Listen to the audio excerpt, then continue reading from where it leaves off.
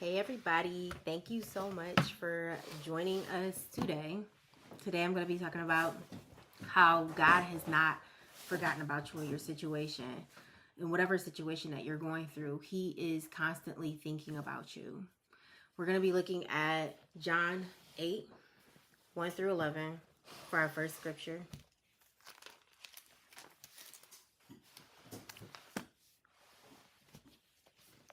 And I'm reading out of the ESV. And here we go. It says, one moment, second page. Okay. It says, verse 1. But Jesus went to Mount of Olives. Early in the morning, he came again to the temple. All the people came to him, and he sat down and taught them. The scribes and the Pharisees brought a woman who had been caught in adultery, and placing her in the midst, they said to him, Teacher, this woman has been caught in the act of adultery. Now in the law, Moses commanded us to stone such women. So what do you say? This they said to test him, that they might have some charge to bring against him. Jesus bent down and wrote with his finger on the ground. And as they continued to ask him, he stood up and said to them, Let him who is without sin among you be the first to throw a stone at her. And once more he bent down and wrote on the ground. Second time. But when they heard it, they went away one by one, beginning with the older ones. And Jesus was left alone with the woman standing before him. Jesus stood up and said to her, Woman, where are they? Has no one condemned you? She said, No one, Lord. And Jesus said, Neither do I condemn you. Go from me and sin no more. Now we're going to be looking at chapter 9. And I'm going to show you how all this I feel is connected. Chapter 9, 1 through 12. It says, As he passed by, he saw a man blind from birth. And his disciples asked him, Rabbi, who sinned, this man or his parents, that he was born blind? Jesus answered, It was not that this man sinned or his parents, but that the works of God might be displayed in him. We must work the works of him who sent me while it is day. Night is coming, when no one can work. As long as I am in the world, I am the light of the world. Having said these things, he spit on the ground and made mud with saliva. Then he anointed the man's eyes with mud and said to him, Go, wash in the pool of Siloam, which means sent.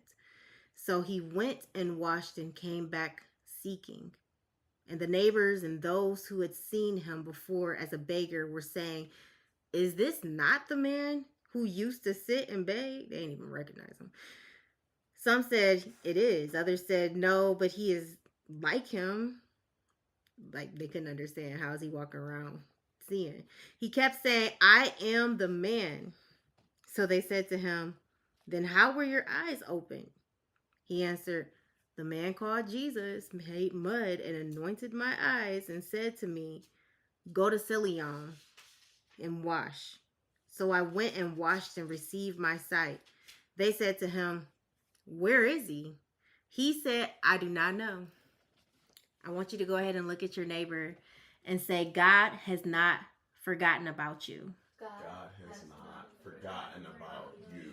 Now look at your other neighbor, the one who was sitting next to you. Even while I was speaking to them, I have not forgotten about you. Even while I was speaking to them, I have not forgotten about you. Not forgotten about you. So today we're going to be talking about, my title is What About Me? How sometimes we feel like our siblings are in the middle of getting blessings while we're like, God, where are you? Where have you been this whole time? I see you working blessings for everybody else around me. Yeah, what about me? What is it that you're going to do for me? What is it that have you forgotten about me, Lord, and my things that I am going through? What about me and my afflictions? What about the late night tears that I have been crying? Lord, have you remembered me? I remember in the beginning, I want to talk about just my whole surgical process of the healing and everything that took in place. And so in the beginning of this, when I first tore my ACL, horrible situation, freak accident. And it's like, it felt like the end of the world to me. I'm just like, Lord, what is this all about? It was something I always feared. I've seen other people do it before, and it was just something I always feared. And I mean, it happened to me by simply running in the grass and slipping while playing hide and seek with my husband. Funny situation. And I remember back then looking at, being in the middle of that situation, waiting for surgery. I all of a sudden see Forrest Frank online, and he's having this back incident going on after rolling on a roller skate. And, I'm just like, okay, I'm going to pray for him. Lord, this is a crazy situation. People are, going through this hurt and pain. All of a sudden, a couple weeks later, after his injury, he's walking. He's going on tour. He's healed. I'm like, Lord, can you do that for me? What about me, Lord? What about me? And then here we go. We got Crowder. Crowder's getting in the middle of this situation. He broke his leg, kind of similar to my situation, and but he just broke his leg. And then couple months, 8 months later, I see him walking around, and I'm still limping, still recovering from surgery at this point in time. And I'm like, Lord, what about me? Why couldn't you do this for me? Why can't I be walking around normal? What's going on? I've praised you in the middle of my darkest season. I've stuck with you this whole time. What about me, Lord? Why are you doing it for them? And I've let those bitter thoughts, I let the jealousy sit in my heart, and I think it was just horrible in that moment, but I still was like, God, look, Lord, I need you. What about me? And so I want to show you how God is yet still thinking about you, even when you're in the middle of your darkest, most situation that you're going through. And while he's even working miracles out for you for the proper time, the right time, while he's yet working on your sibling and he's blessing your sibling, he's freeing your sibling. I want you to go ahead and raise your hand if you've ever thought that God has forgotten about you. Have you ever thought that? Let's be real here. Raise your hand. Because if you ever thought that God has forgotten about you, what is it that made you feel that way? I want you to go ahead and grab your journal on this, because I want to work through this whole entire conversation. As we are going through this, I want you to work from the beginning to the end. Grab your journal, write down, what is it that made you feel that God has forgotten about you?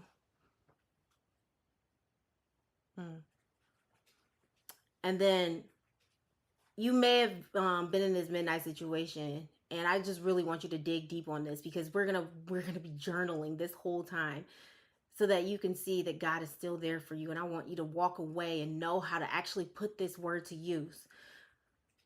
That while God was sitting there working out the things for your spiritual siblings, you wonder, what was that situation that you were in, and you wondered, look, Lord, what about me? Write down that situation right now. And for my production team, I did have a question section. I totally forgot about mentioning it. But it's question number 1. And then after question number 1 goes, just go ahead and snatch that off the screen for me.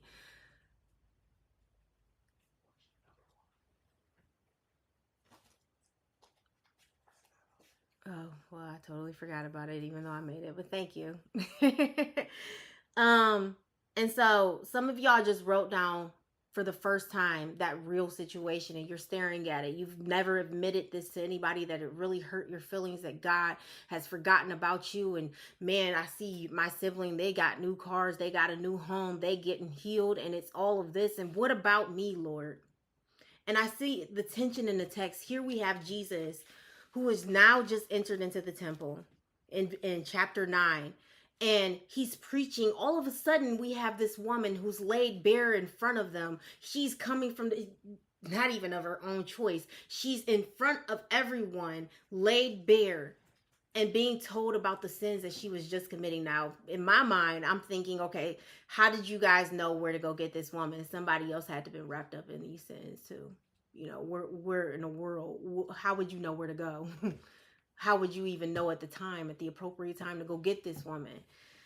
So I'm sitting here reading the text and I see that he goes down. He's not even answering them at first. And he goes down to the sand and he's drawing in the sand, and he's also working on the middle of her situation. And I'm just like, Lord, what's going on in this text? And this woman is laid bare. She's wondering, what is her verdict? You've been sitting here wondering if God is listening to your situation, listening to your plea, listening to what others are saying about you, and they're in question about everything that you are doing. What is the verdict? What are you going to say to me, Lord? Are you going to cast me down? Am I going to be saved? Am I going to be delivered? I didn't even know I was looking for healing, but here I am before you. Sometimes when you're in the middle of sin and you keep sinning, your sin is actually revealing the holes that it's within your life. It's revealing what you need.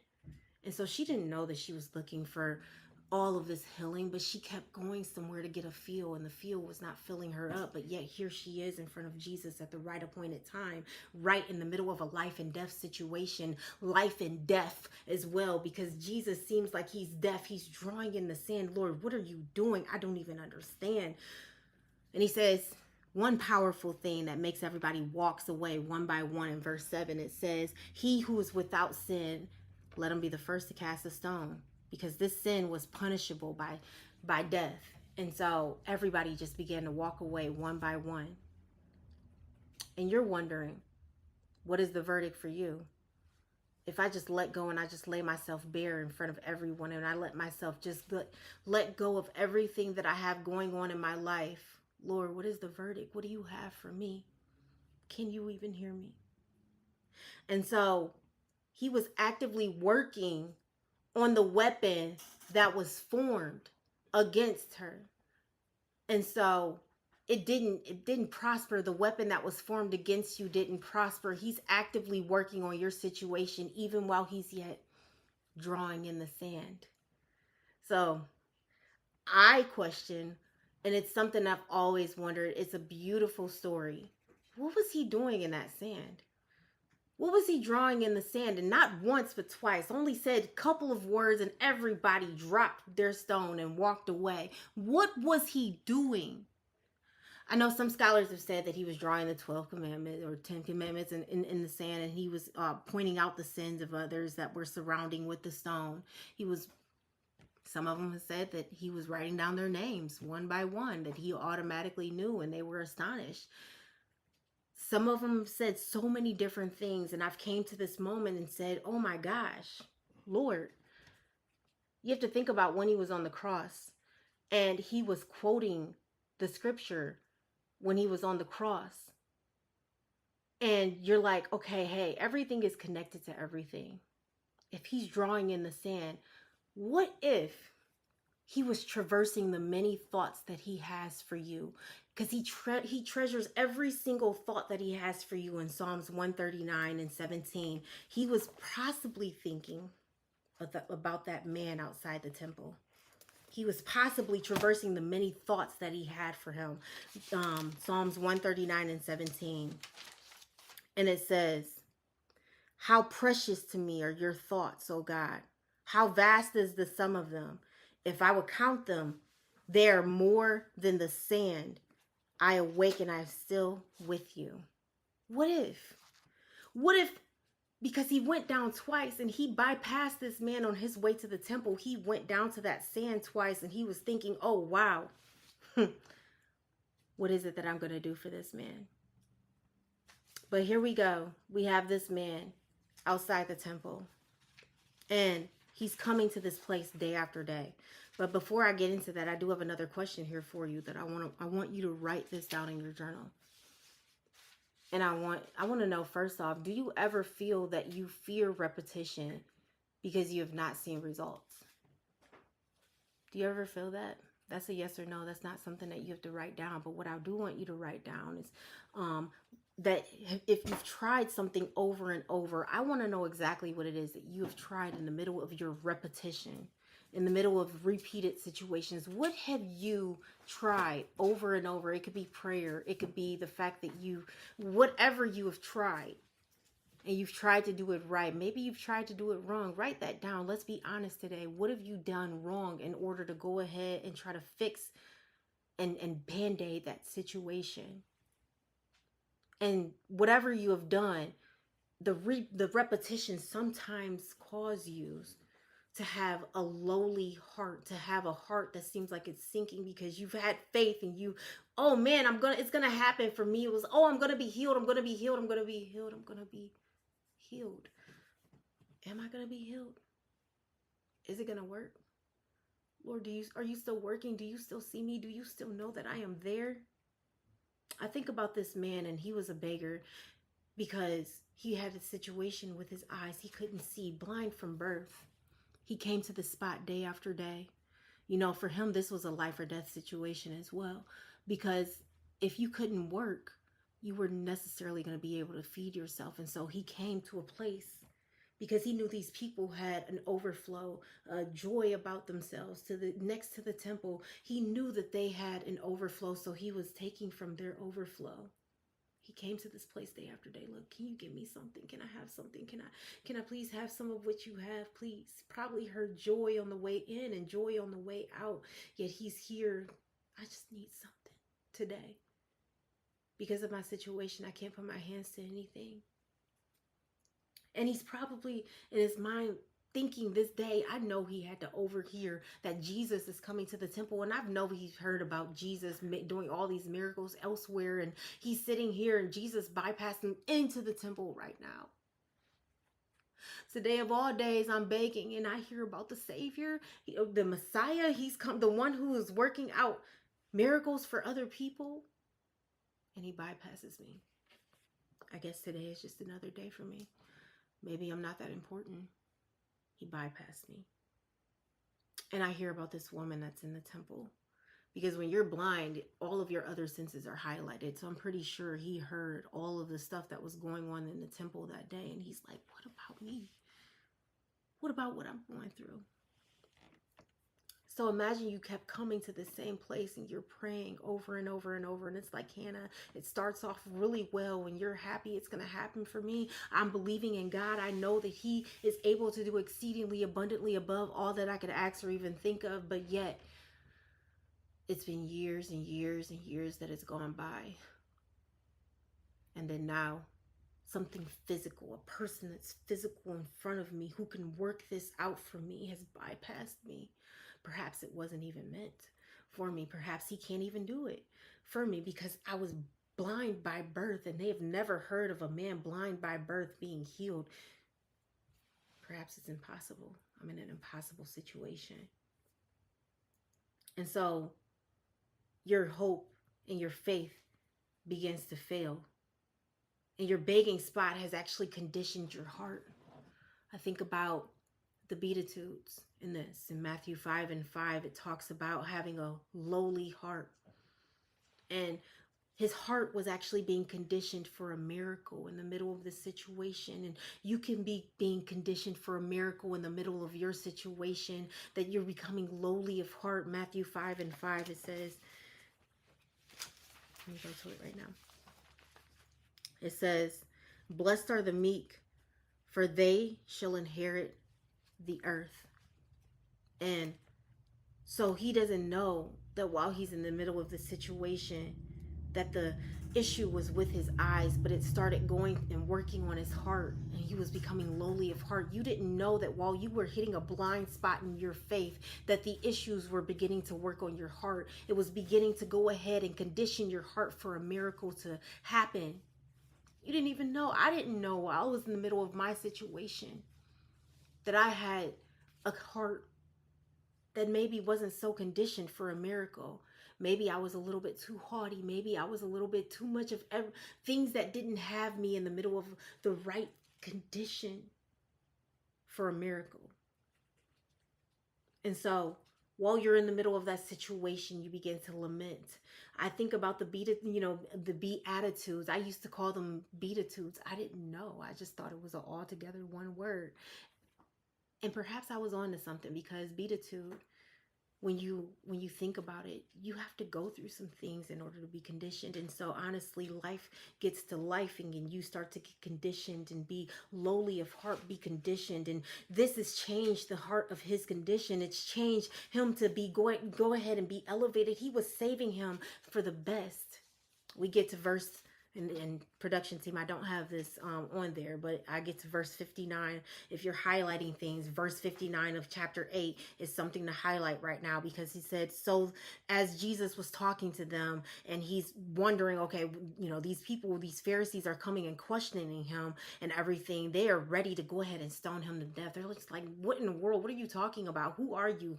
You're the savior of the universe. And so they picked up stones to throw at him, but before they knew it, he hid himself and went out of the temple. He hid himself. And as he was hiding, right after this woman had went through everything that she's gone through, we're going to chapter 9, verse 1. And as he was hiding, he passed by. He saw a blind man. And I'm pretty sure he saw him on his way. And as I was saying earlier, I believe he was traversing the many thoughts that he has for him when he was drawing in the sand, not once, but twice. As he was also working on the middle of the situation for that sibling, that spiritual sister, he was also thinking about him. This is going to blow his mind. He doesn't know what I have for him. He doesn't know what I have set up for him. And I'm pretty sure he knew exactly what he was thinking. He doesn't know that I'm sitting here thinking about him. He thought that I bypassed him. He thought that I didn't have anything for him. He thought that the miracle that he was looking for was much impossible. But guess what? I'm not bypassing you. You thought that at one point in time. And so, but what about me? You keep asking, what about God? What about my lament? What am I going through? What about my condition? What about my affliction? What about my late nights? What about my provision? Because I'm living paycheck to paycheck. I'm working a job that's breaking my back. What about me, Lord? Do I have to sit this out yet another day for you to go ahead and just keep me at this place begging? Do I have to sit this out and a whole nother sunset and a whole nother moon comes? And do I have to sit this out? Do you care for me, Lord? Are you deaf to my affliction? And we keep thinking that God is deaf to our affliction and our situations.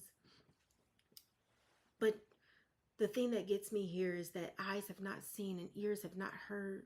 When you look at 1 Corinthians 2 and 9, he has so much more than what you could even imagine he has for you.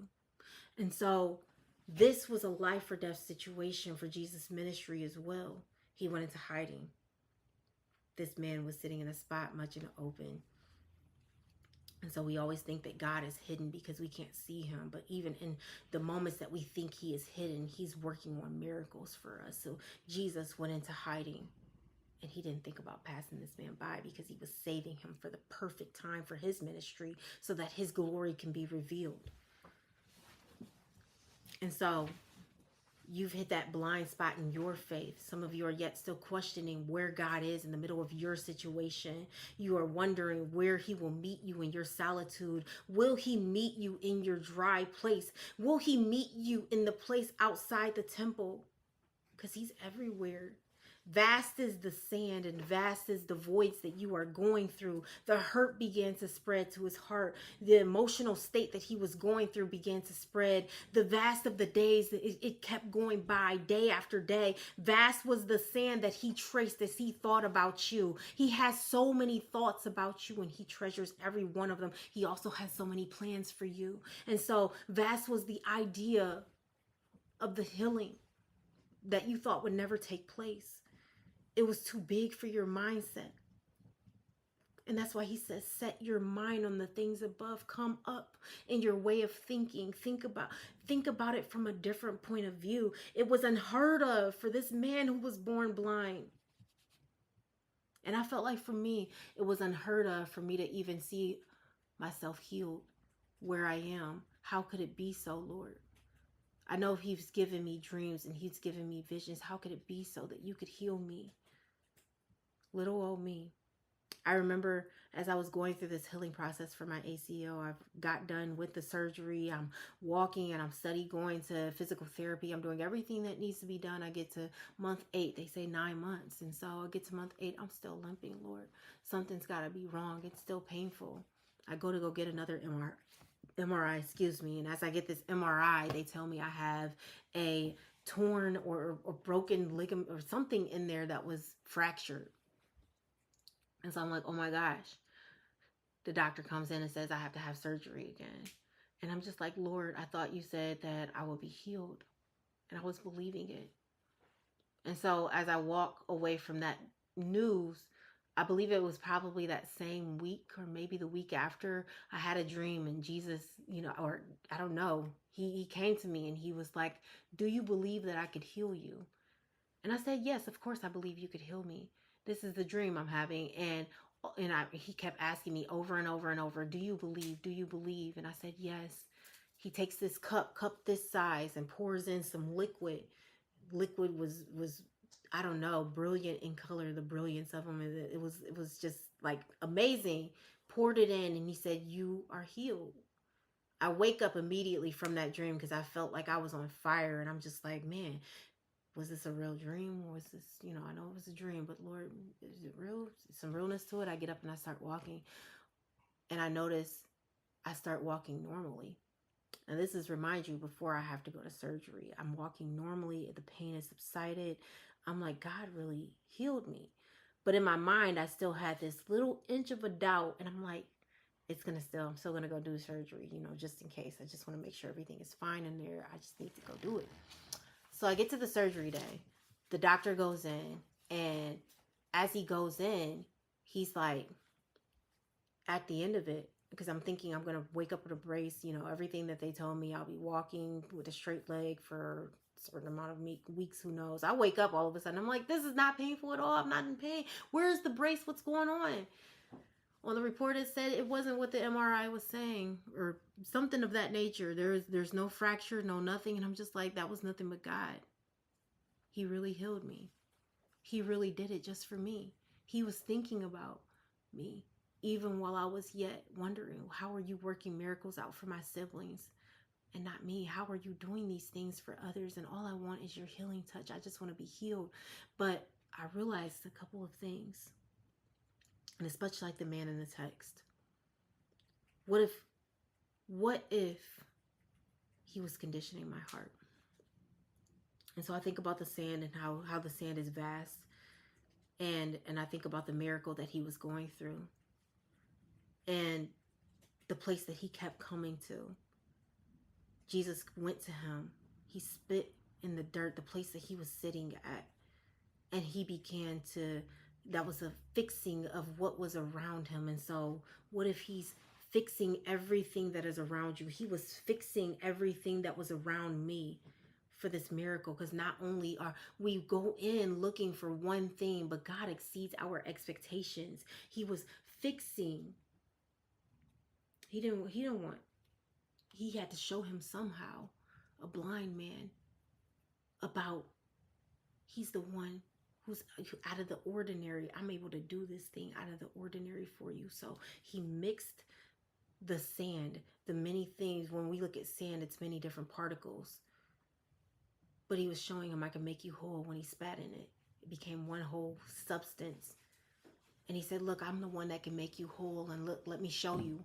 Rub it in your face. He's rubbing it in your face right now. I can make those dust particles. I can make every single particle and everything that you're going through. I can make you completely whole. I don't want to just heal you. I want to make you whole. I want not just the healing for this earth while you're living on it, but I also want you to experience me in the afterlife. I want to make you completely whole. Let me show you. Let me rub this in your face. You lost sight that YouTube page wasn't growing and that it wouldn't be saturated with followers. Let me show you. You've lost sight of the hope that some of the things that you were going through, that you wouldn't get a reprieve, that you are going to keep going through this. And come here, let me show you. Let me show you what I'm up to. Come here, let me rub it in your face and let me activate your faith again. I want to go ahead and activate your faith. I have not forgotten about you. Yes, it is I, the one, the Messiah. You thought that I bypassed you earlier. Come here, let me show you. Let me show you that I'm able to do this. Because you've noticed that the healing didn't take place after he rubbed the dirt in his face, but he had to show him somehow, I'm the one who does things out of the ordinary. And so he tells him to go wash in verse 7. Remember, he went to the sand twice. Probably was thinking about the two things that he was going to do for him. He goes to the water, he washes him. And you think about Isaiah when it says to go wash.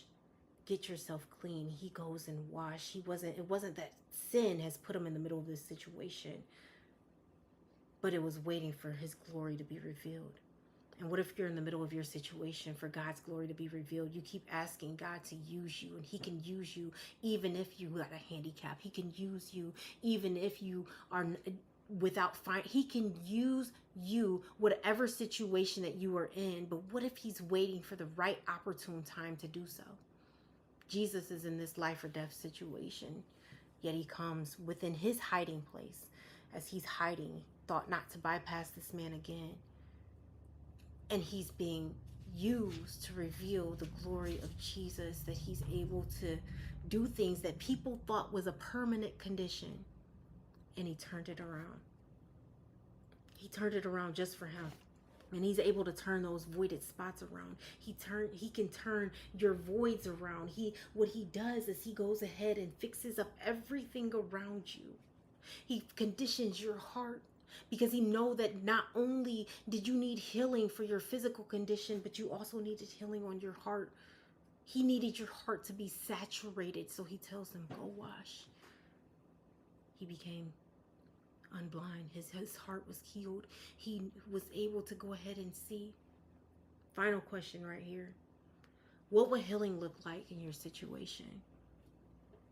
Now that you know that God, even though he might be busy with your sibling, he might be working miracles for them, he still traverses the many thoughts that he has for you. What would healing look like in your situation if you continue to press into God?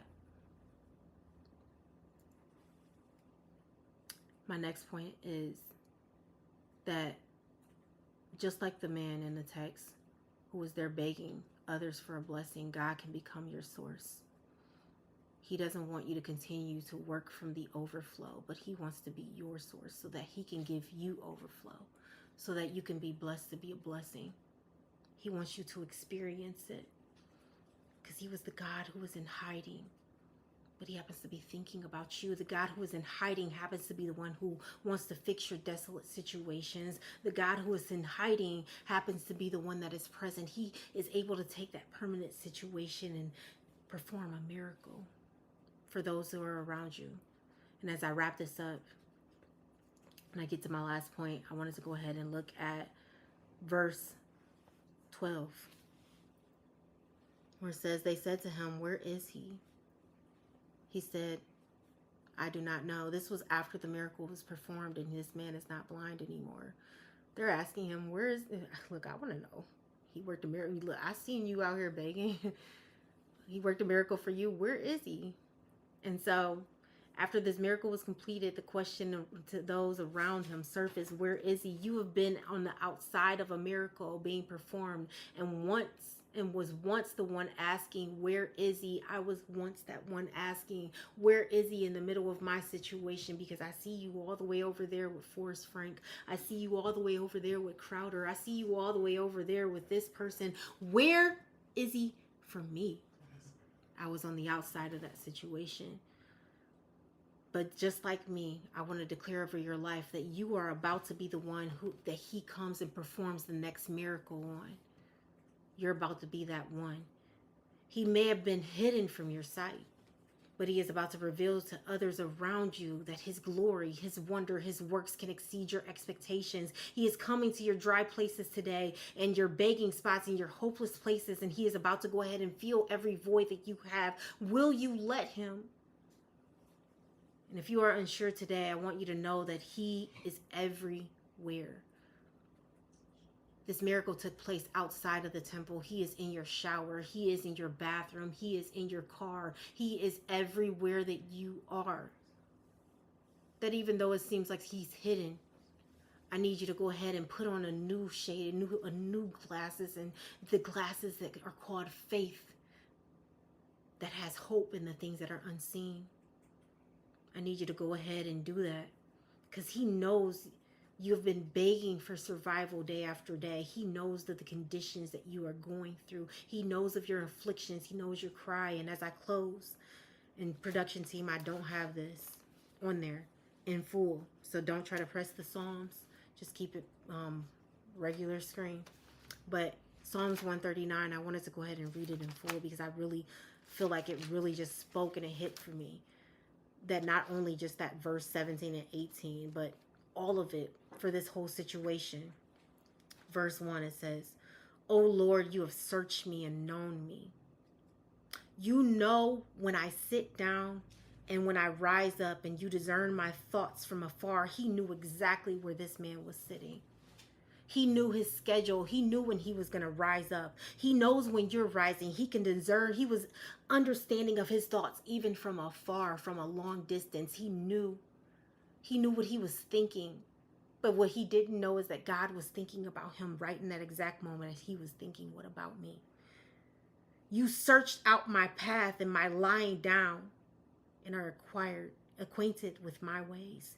He knew his schedule. He knew where he was walking. He knew where he was sitting and laying in. He knew spiritually, even he knows what you are laying in today. And even before a word is on my tongue, behold, O Lord, you know it all together. He didn't even have to say anything to Jesus for him to stop. He didn't say anything. Sometimes you can't find the words to even say, and you don't have to say one thing, but God knows your affliction. You hem me in behind and before, and lay your hand upon me. He laid his hand upon him in that moment. Such knowledge is too wonderful. What he did things out of the ordinary, spat in the dirt and rubbed it on his face, because he healed a blind man before. But why me? You had to show me.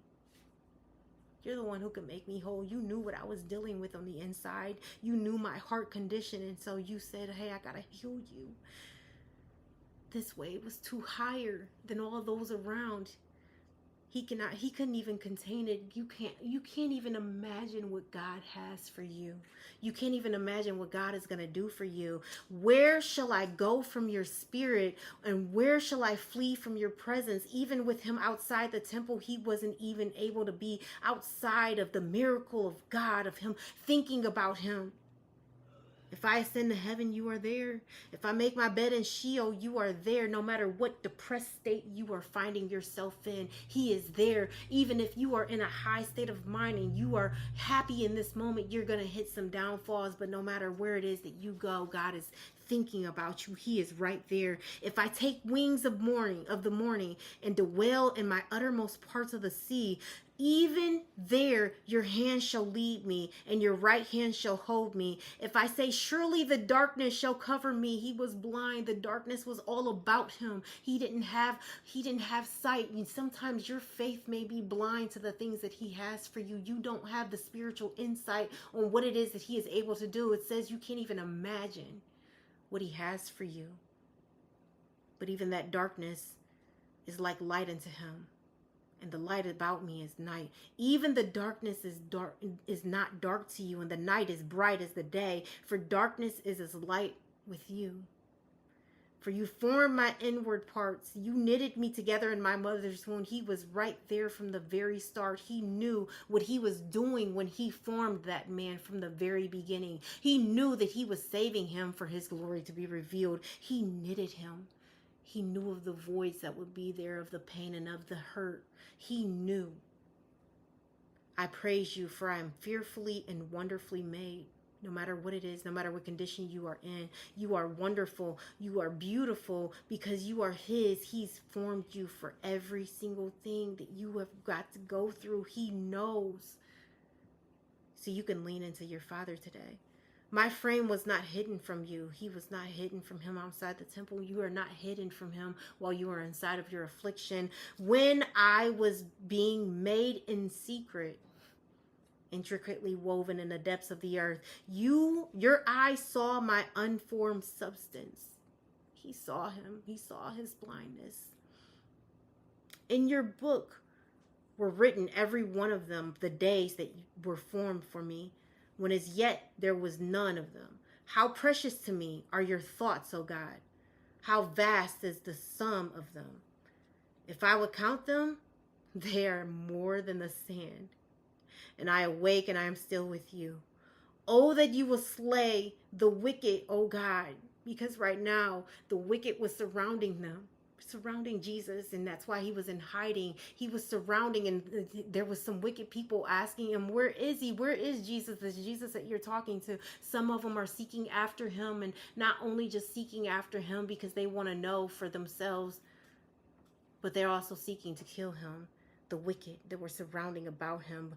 O men of blood, depart from me. They were surrounding him. They speak against you with malicious intent. Your enemies take your name in vain. Do I not hate those who hate you, O Lord? And do I not loathe those who rise up against you? I hate them with complete hatred, and I count them with my enemies. But search me, O God. This is your moment to ask God just to search your heart and know my heart. Try me and know my thoughts. And see if there be any grievous way in me, and lead me in the way everlasting. And that's exactly what happened to him in that situation. He knew his heart. He knew what he was dealing with. And he didn't want to just go ahead and heal him for this earth. He wanted to heal him for life everlasting. And that's what God wants to do for you. He wants to heal you for the life everlasting. He wants to give you his spirit. And I want to know, if you've heard this message and it touched you today, will you accept him into your life? It's so simple. All you have to do is just believe that Jesus is Christ and God has raised him from the dead, and you will be saved. Thank you so much for tuning in today, and this has been a What About Me. God hasn't forgotten about you. Have a blessed day. Bring it here. Don't stop. Press start. Press stop if it's a stop. Bring it here though while you're doing it.